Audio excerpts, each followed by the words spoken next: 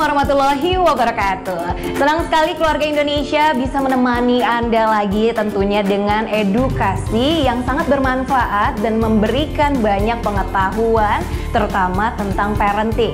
Selama 30 menit ke depan saya Citra Anggia akan menemani Anda ya. Yang pasti informasi untuk Anda adalah acara ini merupakan dukungan dari Kementerian Pendidikan dan Kebudayaan Indonesia untuk Anda di rumah agar lebih produktif lagi.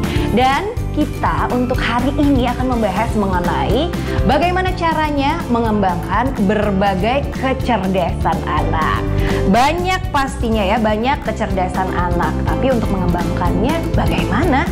Langsung saja kita lihat, ini dia. Kembali lagi dalam Tawa Sahabat Keluarga, saya Hilbram Dunar, masih bersama Mbak Najila Shihab. Assalamualaikum Mbak Najila. Dan juga ada Panji Pragiwaksono. Apa kabar Ji? Baik. Makin manis aja Ji. Terima kasih. Manis kita sebagai keluarga kalau mendapatkan anak-anak yang pinter, yang cerdas, yang aktif. Kayaknya semuanya bisa. Nah, kemampuan anak untuk bisa semua ini ternyata ada istilahnya multiple intelligence atau kecerdasan majemuk. Jadi bisa ini, bisa itu. Nih saya baca nih di buku ini bagus sekali nih ya. Mengembangkan ragam kemampuan anak. Itu kecerdasannya macam-macam. Ada kemampuan berhitung atau matematika, bermain musik, menggambar, gerak tubuh atau kinestetik, kemampuan berbahasa, kemampuan berteman atau berkomunikasi dengan orang lain, dan juga kemampuan memahami diri, komunikasi pribadi, juga menyukai alam. Itu adalah beberapa kecerdasan, kemampuan yang biasanya dimiliki oleh anak. Bisa berbeda-beda, bisa sama. Nah, kalau anaknya Panji atau ceritanya Panji bagaimana? Coba kita dengar. Siap, terima kasih. Mohon izin. Gimana nih kabarnya? Baik? Baik. Udah makin akrab aja kita. Sebagai orang tua, saya percaya peran saya adalah memberikan pengalaman seluas-luasnya kepada anak saya, supaya kelak anak saya bisa menemukan sendiri minat dan bakatnya. Saya ngerasanya gitu, saya nggak tahu saya benar atau enggak. Karena saya udah punya banyak pengalaman di sekitar saya. Saya punya, ini salah satu cerita yang paling sering saya ceritakan. Saya kuliah di ITB, saya punya teman. Sama-sama kuliah desain, sama-sama kuliah di ITB. Tebak sekarang dia kerjanya apa? Bayangin sesuatu yang gak ada hubungannya sama sekali. Tebak, silakan. Kuliahnya desain di ITB, kira-kira apa? PNS. PNS bukan, hampir. Hampir Pak. Guru. Hampir. Hampir. Oh, sungguh jauh ya. Kuliah di orang tuanya sedih sekali. Bukan hampir. Jawabannya hampir Bu. Boleh saya lanjutin ya? Boleh. Nggak berhenti. Jadi saya punya teman namanya Oke Rosgana. Dia berapa tahun di atas saya sedikit, desain kuliahnya di ITB. Sekarang juara dunia yoyo. Waduh. Wah, jauh sekali dong. Jauh sekali dong. Pertanyaannya kenapa ya? Iya, bayangin kuliah desain di ITB. Sekarang juara dunia yoyo. Apa yang terjadi? Gara-garanya dia lagi tugas akhir, kemudian suntuk. Ini kejadian beneran nih, bisa ditanya langsung sama Oke Rosgana. Suntuk, kemudian ngeliat orang main yoyo. Dia nyoba, ternyata dia jago, cepat sekali. Sekarang saking jagonya, dia udah juara dunia berkali-kali. Sekarang dia jadi juri kejuaraan dunia yoyo. Yoyo. Iya. Yoyo. Rapper kan maksudnya. Ini pekerjaannya bukan dong, kalau itu kan yoyo gitu. Ini yang begini-begini nih. Oh, yoyo, iya. Juara dunia begini-begini nih dia. Kayak gini nih. Ibunya pasti sedih kan ditanya sama temennya ya. Bu, anaknya katanya ITB ya? Iya. Kerjanya di mana sekarang? Main yoyo. Gimana maksudnya? Perusahaan apa itu? Nggak perusahaan itu. Anak saya main yoyo. Main yoyo? Yoyo. Nah tapi dia ternyata baru ketemu belakangan bahwa minatnya di situ. Dan yoyonya bukan sembarang yoyo. Yoyo bukan sembarang yoyo. Yoyonya itu udah mahal sih. Jadi yang dia kalau atraksi yoyo tuh yang bandulnya bisa dilempar. Wah, atraksi gitu lah. Jadi saya bilang sama anak saya, ayah nggak ngalangin kamu jadi apapun. Kamu bebas jadi apapun, tugas saya adalah ngasih pengalaman seluasnya. Tapi saya kasih tahu sama anak saya, sejauh yang ayah tahu, di bidang apapun, yang penting tuh imajinasi. Yang penting kamu punya daya imajinasi yang tinggi. Kemudian saya coba untuk pancing. Tapi belakangan ini ada sebuah kejadian ini nyata yang bikin saya mikir, nih kayaknya anak saya kebanyakan imajinasinya. Jadi waktu itu saya ngeliat anak saya mondar-mandir di rumah nggak pakai celana dalam. Itunya kemana-mana tuh. Saya bilang, hey Dipo, ngapain kamu bolak-balik nggak pakai celana dalam? Terus dia bilang, pakai, tapi nggak kelihatan. Iya, berani-beraninya. Gawat ya. Tapi untung saya bisa menahan emosi. Kali. Iya enggak. Bapaknya selalu pakai sarung di rumah setidaknya. Tapi saya menahan emosi karena episode sebelumnya saya belajar untuk mengelola emosi. Segitu aja dari saya. Apa yang dipelajari? Jadi pengen ketemu anak gue nggak? Dari tadi anak gue kelakuannya aneh-aneh. Udah ketebak dari kelakuan bapaknya. Apa yang dipelajari di sekolah memang kadang-kadang berbeda dengan apa yang dilakukan setelah memasuki dunia pekerjaan. Saya tuh jurusan kuliahnya adalah teknik mesin Trisakti. Iya, itu juga nggak kepake sama sekali. Waktu kuliah saya cuma bisa hafal rumus pada saat ujian. Setelah itu saya tidak ingat satu pun rumus sampai sekarang, gitu ya. Tapi setiap orang tentunya harus mengenali indahnya nih, baiknya sedini mungkin kecerdasannya atau kecerdasan anaknya.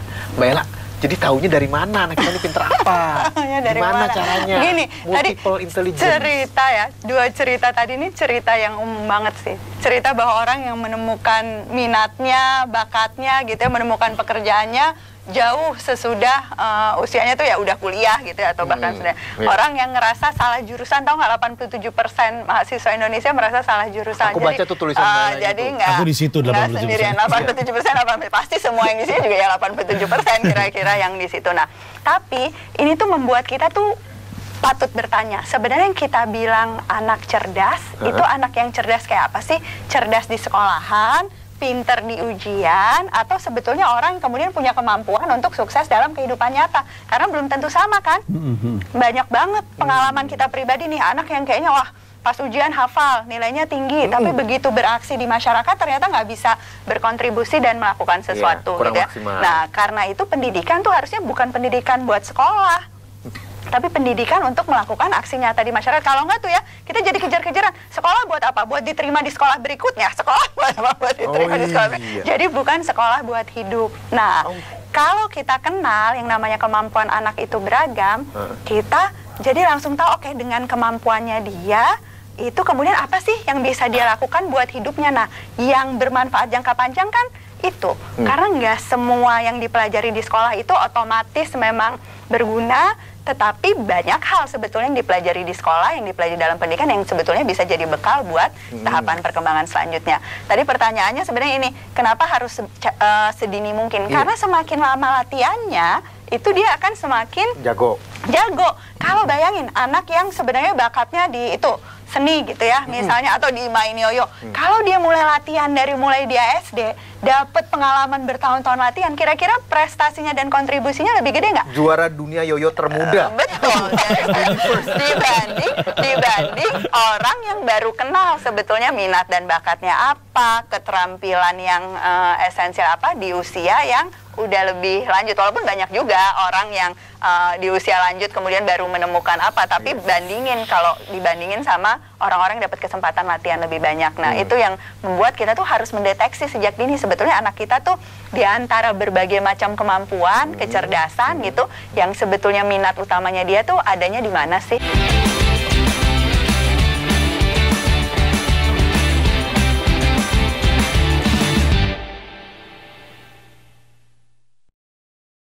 Hal penting cegah COVID-19. Pertama, sering cuci tangan pakai sabun. Kedua, tidak keluar rumah kecuali ada hal penting. Ketiga, semua pakai masker, baik yang sakit atau yang sehat. Keempat, jaga jarak dan hindari kerumunan. Kelima, segera mandi dan ganti pakaian setelah tiba di rumah. Iklan ini dipersembahkan oleh Kementerian Kesehatan Republik Indonesia. Buku adalah sumber pengetahuan.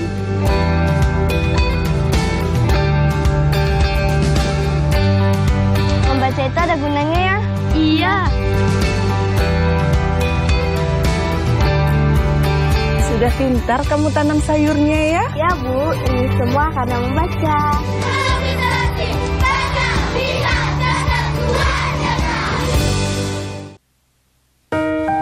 Kamu tahu nggak, hari ini KIP sudah turun.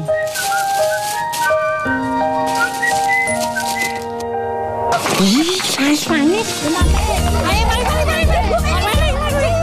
Udah cair. alhamdulillah sudah cair, Mas. Anak-anak senang, ibunya juga senang. Terima kasih ya ibu-ibu ya semuanya. Anak-anak, sekolah yang pintar ya.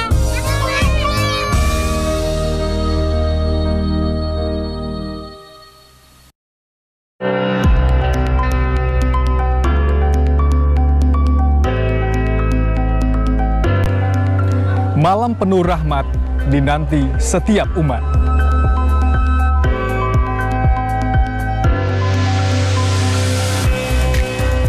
malam penuh kemuliaan, malam diturunkannya Al-Quran.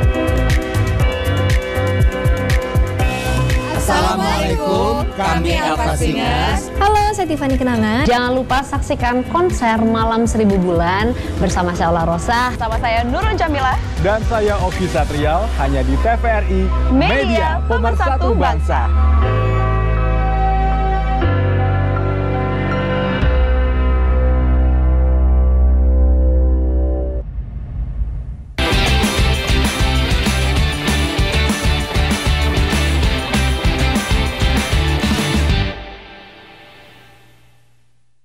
Wah, seru sekali ya. Dan masih kita lanjutkan perbincangan yang tadi. Bagaimana sih caranya kita menggali minat bakat anak?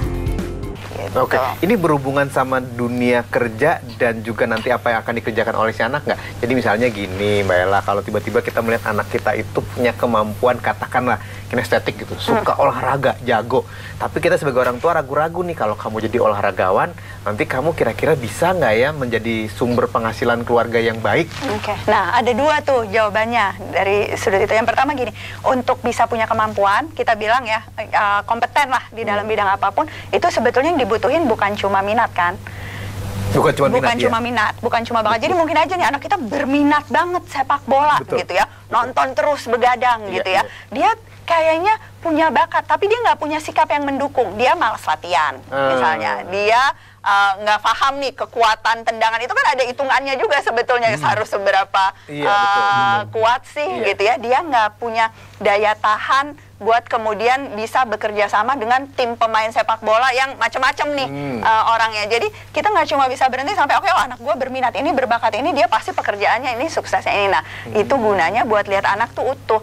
Minat bakatnya apa, keterampilan yang dibutuhkannya apa. Kalau anak saya ternyata belum terampil ngolah bola, belum terampil kemampuan larinya nggak cukup cepat, berarti perlu itu. Kalau anak saya nggak dapat kesempatan kolaborasi kerja sama berbagai orang, berarti dia butuh itu juga untuk sukses jadi pemain bola. Nah, dengan begitu kita betul-betul bisa ngedukung anak ini tumbuh dengan utuh dan sukses di apapun pekerjaannya. Kadang-kadang kita cuma berhenti sampai ya udah anakku minatnya itu, ya udah silahkan eksplorasi gitu ya, tapi nggak fokus di situ, tapi nggak dilengkapi dengan keterampilan yang dibutuhkan, nggak dilengkapi dengan sikap yang dibutuhkan buat mendukung, nggak dikasih pengalaman-pengalaman yang beragam buat itu. Berarti kan itu kita lihat dari pendidikannya. Nah, betul. Anji waktu memilih sekolah anak tuh berdasarkan apa? Selain uang sekolah? Saya sudah diambil. Dilihat dari kecocokan terhadap anaknya. Kebetulan. Gimana tuh? Saya ngelihat dari, kebetulan dari dia masih di taman kanak-kanak, gurunya tuh udah ngajak kami ngobrol. Kayaknya anak bapak dan ibu nih seperti ini, dia mungkin nggak cocok yang seperti ini dan segala macamnya. Jadi waktu itu emang saya mencoba untuk mencari sekolah yang nggak terlalu kaku dalam pengajarannya, nggak yang meja. Kayak zaman kita sekolah. Iya, zaman kita. Nah, kemudian kebetulan ketemu sekolahnya, kemudian cocok, dan yang paling menarik dari sekolah ini adalah dia ngomong gini di hari pertama, dia bilang, kami bukan sekolah yang sempurna. Jadi kalau kami salah tolong diingatkan. Wah, sejak hari itu salah sedikit gitu. Jadi nyebelin ya. Iya. Jadi orang tua yang menyebalkan saya. Nah, tapi akhirnya yang dilihat adalah yang cocok dengan anak-anak aja gitu. Saya saya ajak anak-anak ke sana. Biasanya anak saya selalu saya tanya, gimana sekolah ini menurut kamu? Kamu mau nggak sekolah di sini? Karena kita pernah ngalamin zaman-zaman sekolah dan rasanya siksa banget kan datang ke sebuah lingkungan yang kita tidak suka gitu. Jadi anak saya salah satu pertimbangannya, saya nanya sama dia dan jawaban dia masuk ke dalam pertimbangan. Saya juga pernah melakukan itu ke anak saya. Mau sekolah di mana, masuk mana? Saya ajak ke beberapa sekolah. Dia bilang mau yang ini. Saya nggak sanggup bayar. Yang ada kolam renangnya. Aduh. Ada kolam renangnya. Bayarnya saya. Hotel dong. Tapi pendidikan tuh bukan cuma sekolahan kan. Betul. Pendidikan di rumah akan menentukan. Kalau kita merasa semua kecerdasan anak kita, semua kemampuannya akan ditentukan sama dia sekolah di mana, terus kita serahin ke sekolah pun itu nggak akan jalan. Pendidikan tuh ditentukan soalnya apa yang dilakukan oleh orang tua di rumah, apa yang dipelajari di sekolah, gitu kan, apa yang dia tonton. Itu tuh pendidikan, apa yang dia baca di rumah, teman-teman, tetangganya seperti apa, itu semua pendidikan. Jadi kalau kita pengen anak cerdas, nggak bisa cuma sekedar oke masukin sekolah ini, habis itu duduk-duduk dia akan cerdas, pasti jaminan masuk sekolah ini dapat pekerjaan yang bagus. Enggak, semuanya harus ikut dalam si proses pendidikan. Makanya aku selalu bilang sih semua murid, semua guru gitu ya sebenarnya. Pada saat dia dapat pendidikan yang optimal dari semua orang yang ada di lingkungannya, pada saat itulah kita sebetulnya sedang berusaha menjamin bahwa anak kita nih insya Allah sukses. Nah, yang ngebedain kalau ngomongin soal kemampuan yang beragam, kita tuh ngelihat anak tuh punya bibit masing-masing. Minatnya tuh apa sih? Jadi kalau kita bilang pendidikan tuh standar, semuanya dicetak sama gitu ya. Pinternya semua jago matematika, semua harus jago sains gitu ya. Sementara bibitnya tuh bibit yang beda-beda nih. Ada yang bibitnya jadi bunga matahari, gitu ya. Ada yang bibitnya melati dan sebagainya. Nah, apa yang kita berikan, keterampilan yang kita berikan, resep lah ya, resep pendidikan yang kita kasih itu harus disesuaikan sama bibitnya. Yang terjadi sekarang kan guru di sekolah, semua anak mau bibitnya kayak apa, resepnya sama gitu ya. Bayangin nggak kalau Hirbam ke dokter, dok sakit pinggang, obatnya X, sakit kepala, obatnya X, sakit kaki, obatnya X. Ngamuk nggak tuh? Ngamuk. Tapi kalau ke sekolahan dikasih resep yang sama, pasrah. Wah iya juga. Ayo kita turun ke jalan. Langsung demo. Nah, jadi pendidikan tuh nggak seharusnya menyeragamkan. Sama seperti kecerdasan itu beragam, pendidikan harus dilakukan dengan cara yang beragam sesuai dengan bibit yang ada di masing-masing anak, baik pendidikan di rumah maupun pendidikan di sekolah. Ini tadi saya sudah mau masuk pada kesimpulan, tapi karena ini jadi saya agak panjang sedikit, boleh ya tahan nggak apa-apa ya. Apa namanya, jatah pulsa Anda bisa tambahin dikit ya. Ya Mbak Ella, terus berarti kalau kita begitu protes pada apa, kurikulum gitu? Karena kan kurikulumnya sudah ada. What can we do? Bisa apa nih kita nih sebagai orang tua?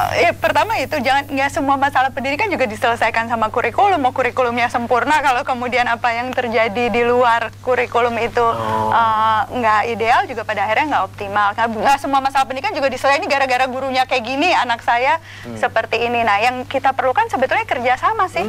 Kita kenali anak ini kebutuhannya apa sih. Kalau kita jadi orang tua gitu, kita bantu guru di sekolah untuk kenal sebetulnya anak kita seperti apa. Karena kan kita sebagai orang tua, kita yang kenal dia sejak lama. Guru mungkin baru ketemu di hari pertama tahun ajaran itu, butuh informasi dari orang tua, butuh keterlibatan orang tua buat kenal. Kita jadi advokat anak kita untuk lihat kebutuhannya dia sebetulnya apa sih, apa yang udah didapat di sekolah, mau berapa, 5 jam di sekolah, 8 jam sekolah, di akhir pekan dia perlu dilengkapi dengan keterampilan apa, kegiatan yang seperti apa. Karena apapun yang kita berikan, itulah yang kemudian akan jadi modalnya dia untuk kemudian sukses ya. Kalau kita memang maksudnya sekolahnya yang penting cuma nilai aja, akademik aja, cuma ujian aja, ya kemudian itu jadi tujuannya gitu ya. Habis itu lesnya juga les pelajaran aja, terus bimbingan tes ujian. Kira-kira akan mencapai tujuan nggak? Akan, tapi tujuannya tujuan ujian.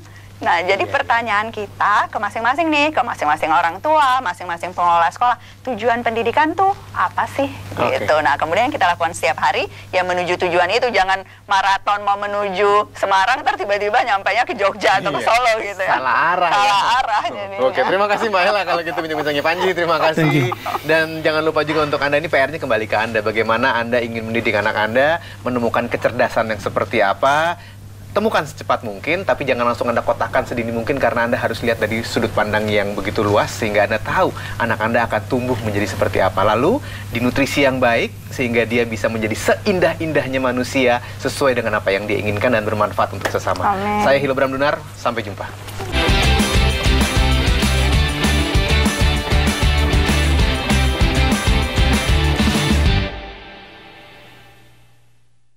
Saya baru berani pulang ke rumah agak lama setelah ada hasil tes. Jadi setelah hasil tesnya bilang saya negatif, oke, saya berani. Tapi tetap saya lakukan social distancing, saya nggak berani deket-deket sama anak perempuan saya, memang relatif dekat dengan saya. Tapi ketika COVID ini, ya pengen meluk, tapi ya gimana ya, kita hanya bisa lihat dari jauh, dan kemudian ya cuma menutangkan tangan gitu, seolah-olah berpelukan gitu. Suatu waktu saya terima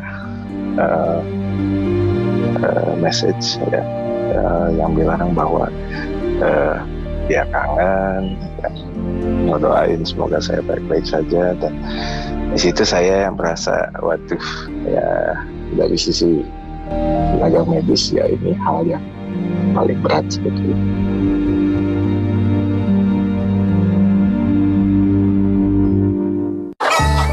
Terasa tahun demi tahun telah berlalu.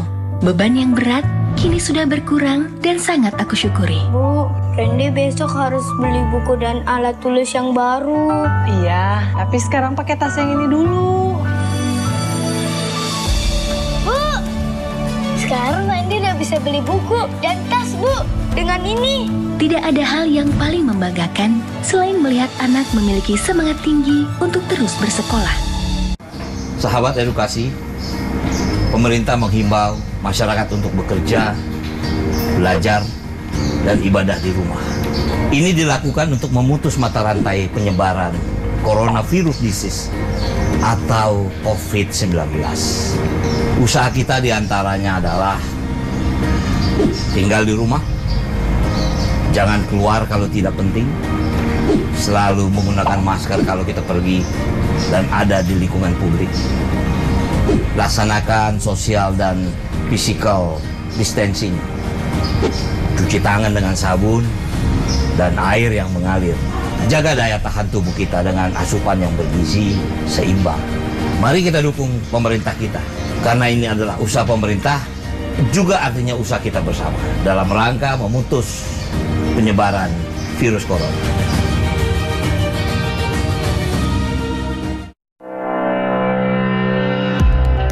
Marhaban ya Ramadan, marhaban ya Ramadan. Mengantar berbuka puasa, kami sajikan tausiah penyejuk hati bersama Ustadz Dasat Latif. Dari semua bulan yang ada Allah hadirkan 12, Ramadan yang paling banyak namanya. Kultur hadir setiap hari menjelang azan maghrib selama Ramadan. Tapi Anda sesat ketika Anda tidak membuka Al-Quran.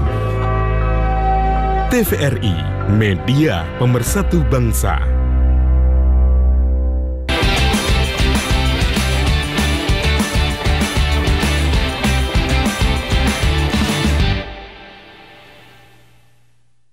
Sahabat keluarga Indonesia, kreativitas anak itu ternyata bisa diasah dan juga digali sejak dini. Apakah Anda menyadari apa bakat anak Anda? Oh, mungkin yang selama ini kita lakukan adalah protes kalau mereka membuat kotor rumah, atau mungkin meminta mereka untuk istirahat saja Anda yang melakukan pekerjaan di dapur. Oh, ternyata itu tidak bisa membuat mereka menimbulkan atau memunculkan kreativitas mereka. Lantas bagaimana cara untuk menumbuhkan kreativitas pada anak? Langsung saja kita lihat berikut tayangannya. Hai Ayah Bunda, selamat datang. Hari ini kita mau bicara mengenai cara menumbuhkan kreativitas anak suka seni. Dengan demikian kemampuan anak, namun Anda selalu ingatkan bahwa tidak masalah bagi anak jika mereka melakukan kesalahan. Karena dari kesalahan, anak akan mencari solusi. Ini semua akan membuat anak semakin bersemangat mencoba sesuatu yang baru dan tidak takut melakukan kesalahan. Kesimpulannya, cara untuk menumbuhkan kreativitas pada anak adalah 1. Bermain, 2. Membiarkan anak berimajinasi, 3. Lihat minat dan bakat anak, 4. Bebaskan anak bereksplorasi, 5. Jangan dipaksa, 6. Berikan pengalaman baru untuk mereka, dan 7. Berikan pujian. Terima kasih. Tugas kita sebagai orang tua mencintai dan membekali masa depan anak itu memang sangat mulia. Dan akhirnya saya Citra Anggia harus pamit undur diri. Semoga saja informasi yang kami berikan hari ini bisa bermanfaat untuk Anda di rumah. Tetap sehat-sehat ya. Wassalamualaikum warahmatullahi wabarakatuh dan sampai jumpa.